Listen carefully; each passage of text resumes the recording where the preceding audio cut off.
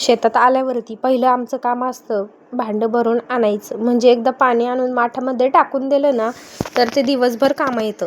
मग मी पाणी घेऊन आले आणि मस्तपैकी माठ धुवून माठामध्ये टाकून दिलं. आणि आज आहे ना आम्हाला ही कुट्टी भरायची होती, म्हणजे पूर्ण कुट्टी भरायची होती.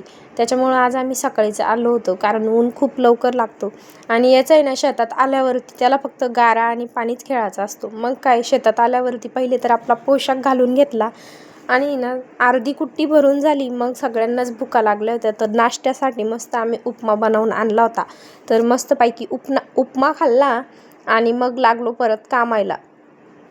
ते ना अर्धी कुट्टी झाली होती, आता बाकी होती अर्धीच. आणि ऊन पण चांगलंच पडलं होतं. आता तर पण 9-9:30 वाजले होते. त्यानंतर आहे ना मग इकडं श्रेयसचं मस्तपैकी शेततळं बनवण्याचं काम चालू होतं. आणि ना शेतात आल्यावर त्याला तोच उद्योग असतो.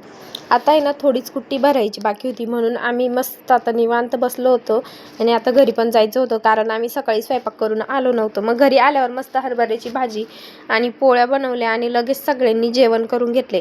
मग मी निघाले होते. मला आज जायचं होतं पापड बनवायला मशीनवरती, कारण घरी काही रिकामपणच नाही आहे पापड बनवण्यासाठी. मशीनवर आले तर खूप गर्दी होती.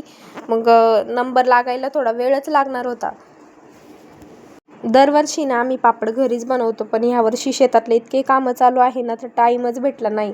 आणि मशीनवर कसं सगळं एका दिवसात होऊन जातं.